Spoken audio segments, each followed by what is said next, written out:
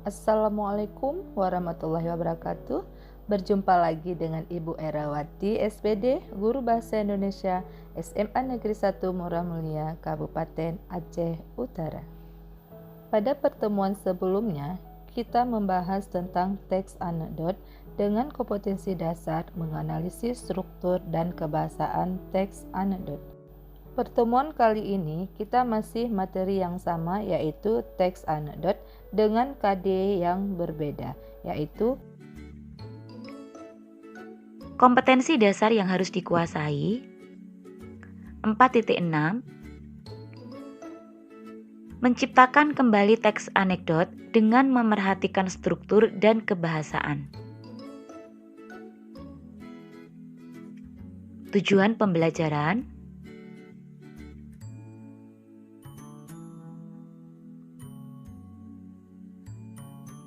setelah mempelajari teks anekdot, peserta didik diharapkan mampu 1.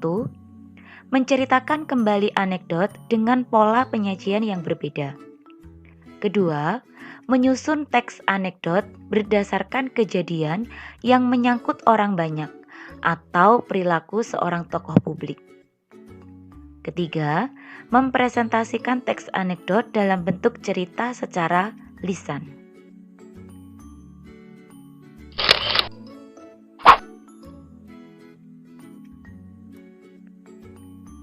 Bekal mempelajari materi menciptakan kembali teks anekdot dengan memerhatikan struktur dan unsur kebahasaan, yaitu sebagai berikut. 1. Paham tentang pengertian teks anekdot. 2. Paham ciri-ciri teks anekdot. 3. Paham mengenai makna tersirat dalam teks anekdot. 4. Paham struktur teks anekdot. Dan yang terakhir, paham unsur kebahasaan teks anekdot. Baiklah, mari kita bahas satu persatu bagaimana cara menciptakan kembali teks anekdot dengan memerhatikan struktur dan kebahasaan. Cara yang pertama adalah menceritakan kembali anekdot dengan pola penyajian yang berbeda. Pada dasarnya, menceritakan kembali anekdot dapat dilakukan dengan mengubah bentuk penyampaiannya. Misalnya, teks anekdot berbentuk narasi diubah menjadi bentuk dialog, atau sebaliknya, teks anekdot berbentuk dialog diubah menjadi bentuk narasi.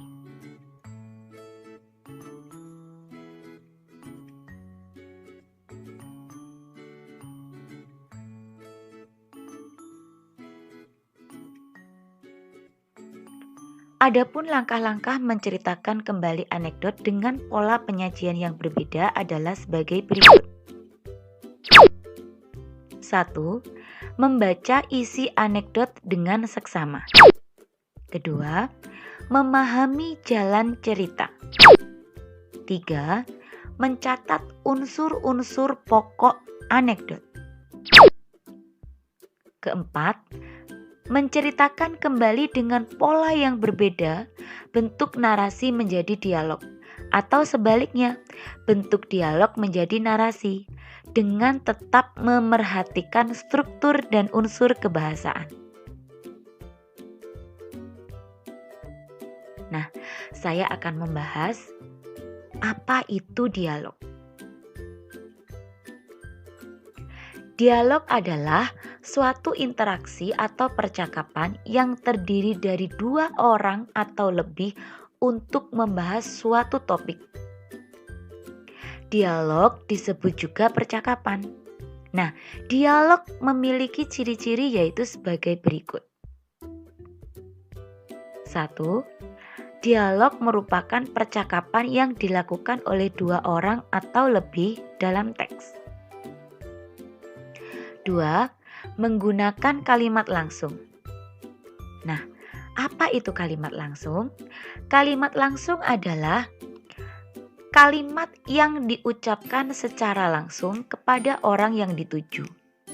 Kalimat langsung ditandai dengan pemakaian tanda petik.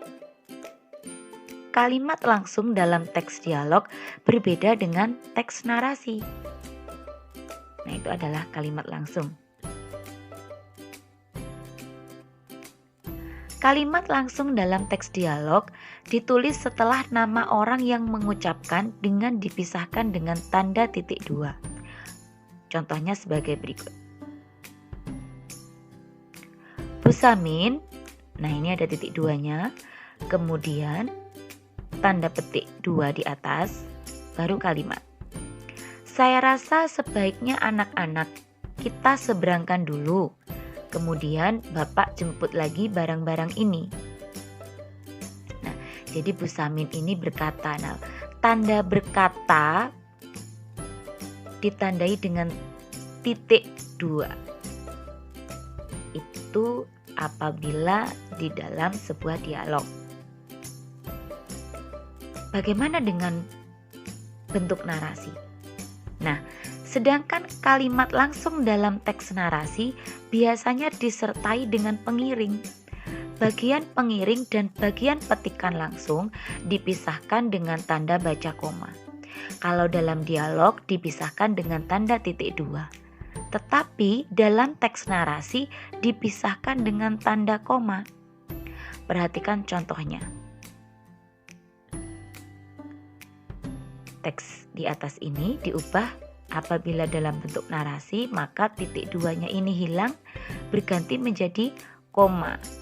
Dan tanda titik dua ini berubah menjadi penjelasan dalam bentuk berkata. Bu Samin berkata, saya rasa sebaiknya anak-anak kita seberangkan dulu. Kemudian Bapak jemput lagi barang-barang ini. Jadi jelas ya. Teks dialog dan teks narasi, kalimat langsungnya itu berbeda.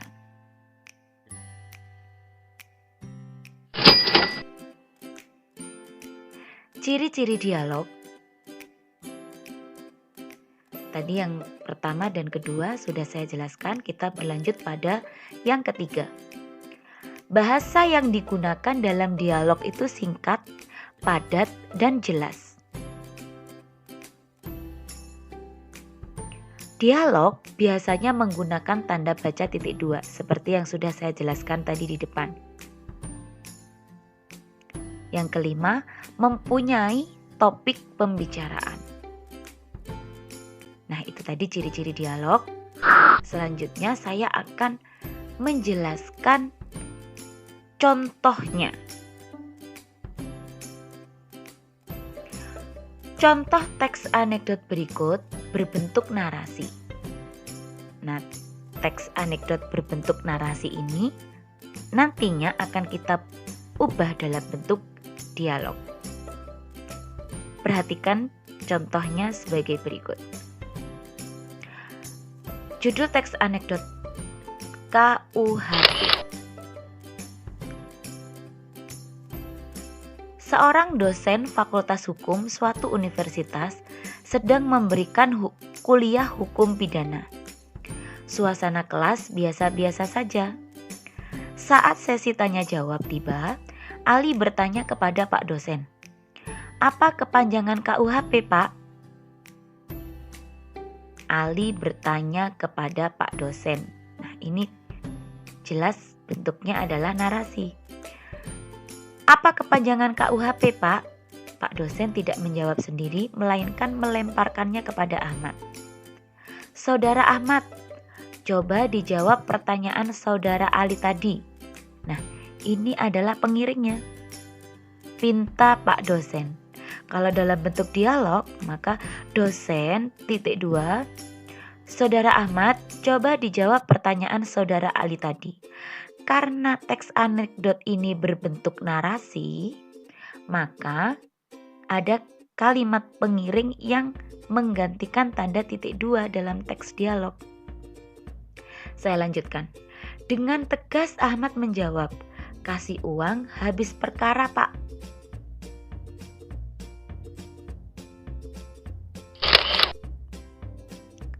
Mahasiswa lain tentu tertawa.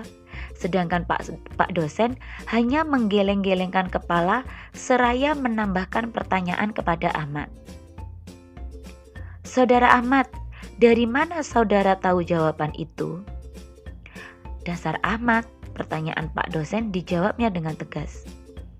Peribahasa Inggris mengatakan, pengalaman adalah guru yang terbaik, Pak. Kemudian diberi tanda petik 2. Nah, ini sama ya, kalimat langsungnya sama-sama menggunakan tanda petik. Bedanya kalau dalam narasi tidak ada titik 2, sedangkan dalam bentuk dialog tanda untuk memisahkan bukan koma tetapi titik 2. Saya lanjutkan. Semua mahasiswa di kelas itu tercengang. Mereka berpandang-pandangan, lalu mereka tertawa terbahak-bahak. Gelak tawa mereda, kelas kembali berlangsung normal. Nah, teks narasi tadi apabila diubah menjadi pola penyajiannya dalam bentuk dialog yaitu sebagai berikut.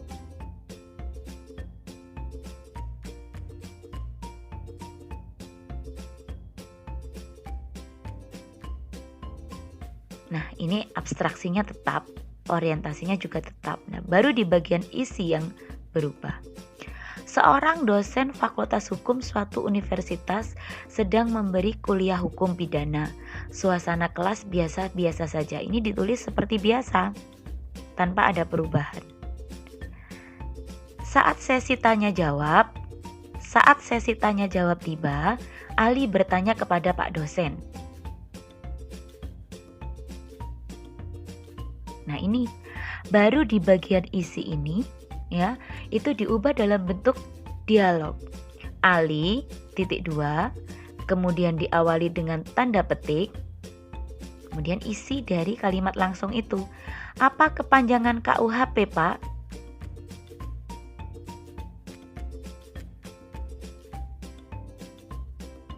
Kemudian keterangan atau aksi Pak dosen itu melakukan perbuatan apa diberi dalam tanda kurung. Pak dosen tidak menjawab sendiri, melainkan melemparkannya kepada Ahmad, tutup kurung. Nah, ini adalah perbuatan yang dilakukan oleh Pak dosen untuk menjelaskan yang dilakukan Pak dosen tersebut. Kemudian dosen, Saudara Ahmad, coba dijawab pertanyaan Saudara Ali tadi. Jadi dosen ini kemudian berkata dalam bentuk kalimat langsung dengan ditandai tanda titik 2. Kemudian si Ahmad menjawab ditandai dengan tanda titik 2. Dengan tegas Ahmad menjawab. Nah, ini aksi yang dilakukan oleh Ahmad tadi.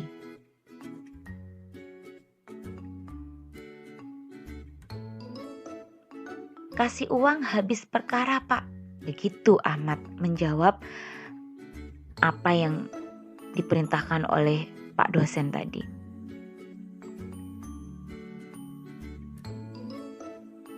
Selanjutnya, mahasiswa tertawa kan ya. Nah, tertawa ini karena mahasiswa itu jamak banyak, langsung saja ditulis mahasiswa titik 2 dalam kurung tertawa. Jadi ini tertawa ini adalah aksi atau perbuatan yang dilakukan oleh mahasiswa. Kemudian dosen, nah Pak dosen hanya menggeleng-gelengkan kepala.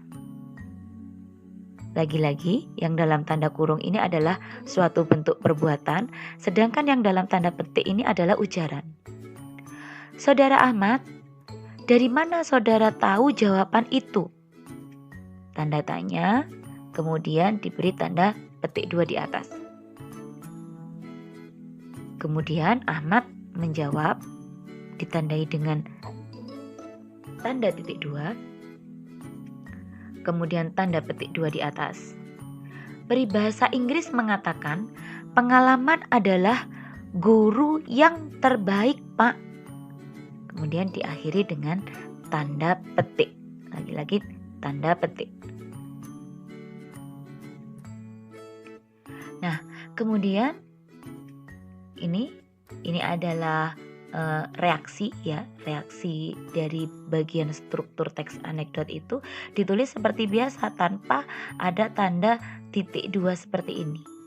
Semua mahasiswa di kelas itu tercengang. Mereka berpandang-pandangan, lalu mereka tertawa terbahak-bahak. Kemudian bagian penutup, gelak tawa mereda, kelas kembali berlangsung normal. Nah, itu tadi cara mengubah pola penyajian teks anekdot yang semula berbentuk narasi diubah menjadi bentuk dialog. Berlanjut. Sekarang cara yang kedua.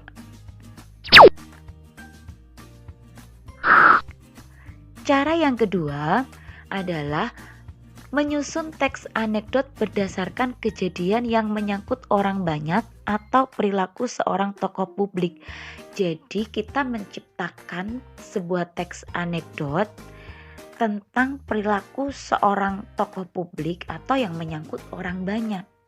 Bagaimana caranya?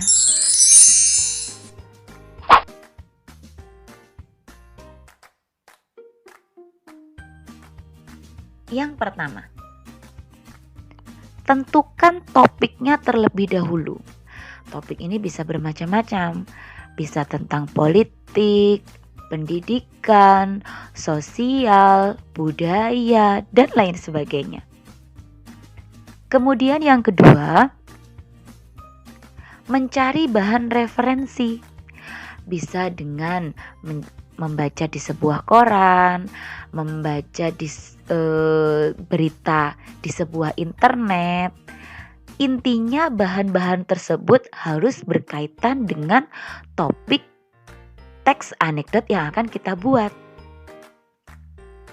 Kemudian yang ketiga, menentukan makna tersirat atau pesan yang ingin disampaikan lewat kritikan atau sindiran. Apa pesan yang ingin disampaikan atau kritikan apa yang terdapat dalam teks anekdot nantinya? Masih cara yang kedua ya, saya lanjutkan. Langkah yang keempat, nah selanjutnya apa? Yang keempat, tentukan unsur lucu atau konyol dalam teks anekdot tersebut. Yang kelima, tentukan alur cerita. Alur ceritanya mulai dari awal sampai akhir itu seperti apa, poin-poinnya saja. Baru kemudian yang terakhir adalah mengembangkan atau kembangkan teks anekdot yang telah kita rancang tadi itu menjadi sebuah teks anekdot yang utuh. Nah, supaya lebih mudah memahami bagaimana menyusun sebuah teks anekdot, saya akan membuatkan contoh kerangkanya.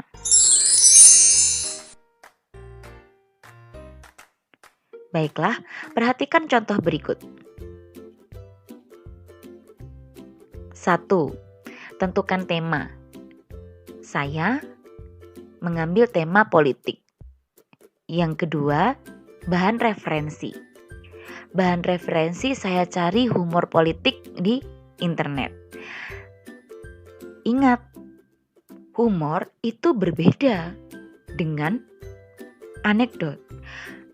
Kalau humor hanya terdapat kelucuan saja, tetapi tidak ada kritikan ataupun sindiran.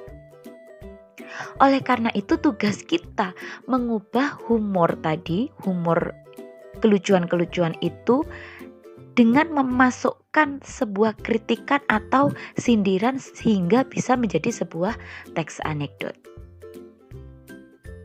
Yang ketiga, nah baru ini kita menentukan kritikannya. Kritikan yang akan saya masukkan dalam teks anekdot itu adalah wakil rakyat harusnya bekerja dengan tulus. Yang keempat, Kelucuan atau kekonyolan apa yang akan saya masukkan dalam teks anekdot saya nanti? Bahwa anggota DPR yang mengira telepon di kantornya masih bisa digunakan, padahal telepon itu rusak dan masih akan diperbaiki. Kemudian yang kelima, menentukan alurnya. Nah, alur ini ibaratnya kerangka dari cerita teks anekdot itu mulai awal sampai akhir. Yang pertama, di sebuah ruangan anggota DPR atau wakil rakyat. 2. Teknisi telepon datang. Ketiga, anggota DPR itu berpura-pura menelepon menggunakan telepon kantor. Keempat, teknisi telepon menyampaikan bahwa telepon tidak bisa digunakan. 5. Anggota DPR malu kemudian pergi. 6. Teknisi telepon tertawa geli. Nah, baru yang terakhir adalah mengembangkan teks anekdot. Jadi, kerangka teks anekdot ini akan saya ubah atau akan saya kembangkan menjadi sebuah teks anekdot yang utuh. Seperti apa bentuknya? Nah, ketika telah saya kembangkan, maka bentuknya seperti ini.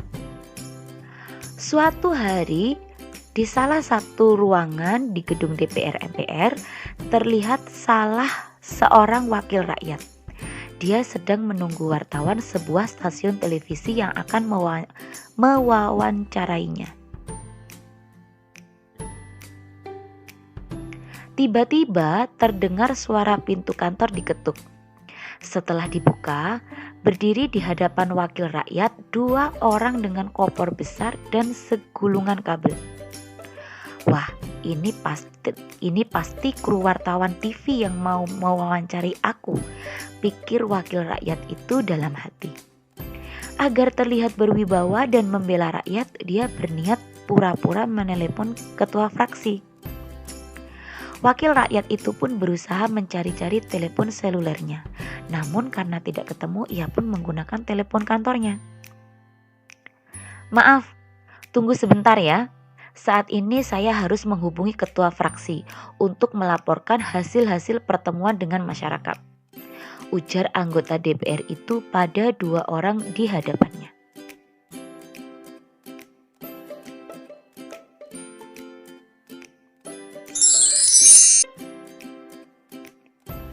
Kemudian selama beberapa menit dia menelepon dan terlibat pembicaraan tingkat tinggi. Sambil sesekali menyebut-nyebut demi rakyat atau kepentingan rakyat dengan suara keras. Setelah selesai, sambil meletakkan gagang telepon, dia berkata pada 2 orang tamunya, "Nah, sekarang wawancara bisa kita mulai." Kedua orang itu tampak bingung dan berpandangan satu sama lain. Akhirnya salah satunya berkata, "Maaf Pak, kami datang ke sini mau memperbaiki saluran telepon di kantor Bapak." Mendengar hal itu, wakil rakyat terkejut bukan main. "Loh, saya kira Anda kru wartawan TV." Wakil rakyat pun ngeloyor pergi sambil menahan malu. Sedangkan kedua orang yang ternyata teknisi telepon pun kembali berpandangan sambil menahan tawa geli. Nah, inilah pengembangan dari kerangka teks anekdot yang telah saya buat sebelumnya. Dari sini, semoga penjelasan saya dapat dipahami ya. Baiklah, kita akan berlanjut pada cara yang ketiga. Cara yang ketiga adalah dengan mempresentasikan teks anekdot dalam bentuk cerita secara lisan. Jadi, menciptakan kembali teks anekdot dengan memperhatikan struktur dan unsur kebahasaan dapat dilakukan dengan cara ketiga ini.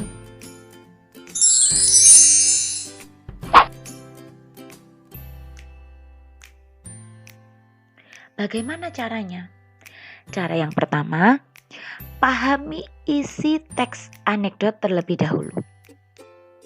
Mengapa? Karena kalau kita tidak memahami isi teks anekdot, kita akan kesulitan menceritakan kembali teks anekdot. Kedua, gunakan bahasa yang mudah dimengerti. Apabila dalam teks anekdot itu bahasanya terlalu bertele-tele, kita dapat menyederhanakan bahasa dari teks anekdot tersebut, intinya agar mudah dipahami. Ketiga, berdiri dengan sikap tegak tapi tidak kaku. Hal ini untuk menunjukkan rasa percaya diri kita. Tegak tetapi tidak kaku. Karena kalau kaku memperlihatkan bahwa kita tegang, jadi rileks saja.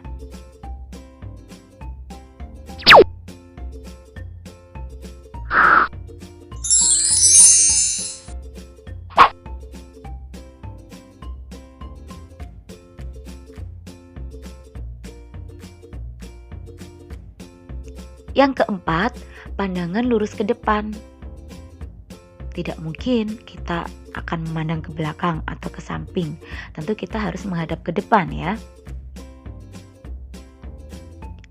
Yang kelima, perhatikan intonasi, artikulasi, jeda, tempo, ekspresi, dan gestur harus sesuai dengan isi teks anekdot.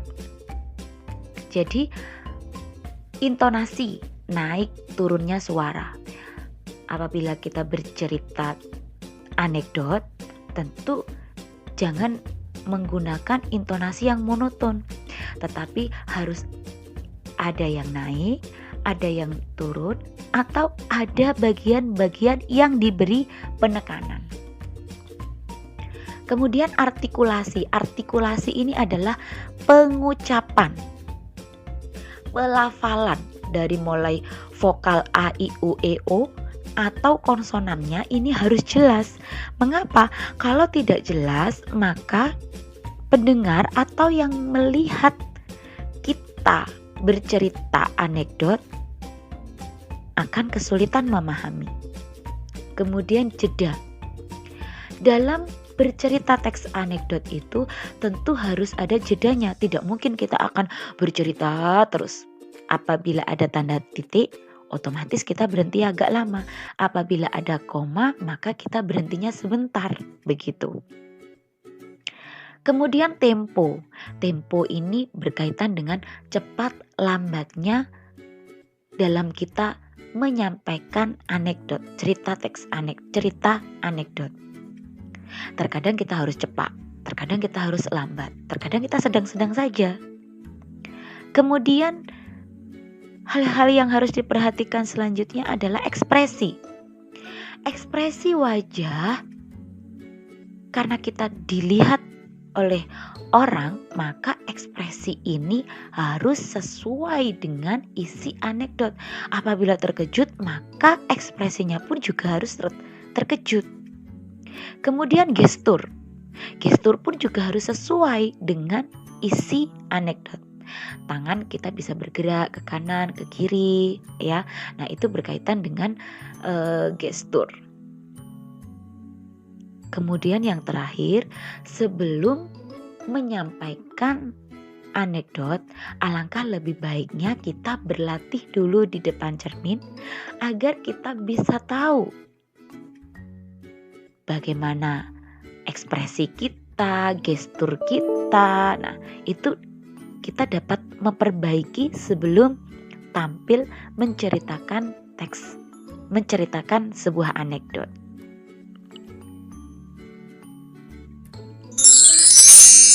Sampailah kita pada bagian terakhir, yaitu uji kompetensi atau pemberian tugas.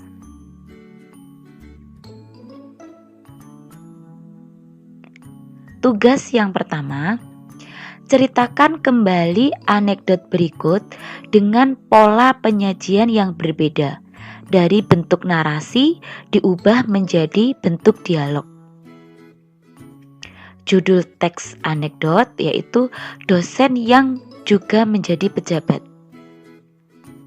Nah, ini adalah teks anekdot dalam bentuk narasi, ya. Kemudian diubah menjadi bentuk dialog. Lanjutan dari teks anekdot ini ada di slide berikutnya. Nah, sampai dengan keduanya pun berpandangan dan tertawa bersama-sama. Ini adalah bagian akhir dari teks anekdot itu. Nah, teks anekdot ini diubah dalam bentuk dialog. Kemudian tugas yang kedua, susunlah teks anekdot berdasarkan kejadian yang menyangkut orang banyak atau perilaku seorang tokoh publik. Pilih salah satu dari tokoh publik berikut. Boleh polisi, jaksa, hakim, anggota DPR, menteri, dan lain-lain. Pilih salah satu saja ya.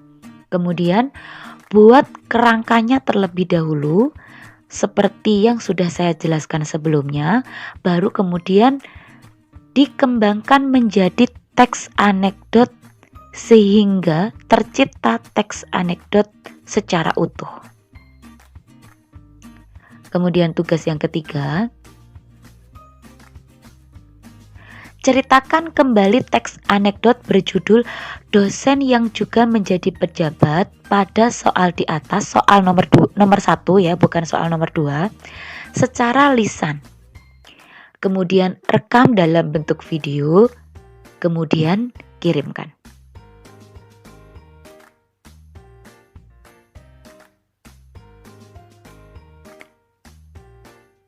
Baiklah. Itu materi menciptakan kembali teks anekdot dengan memerhatikan struktur dan kebahasaan. Terima kasih.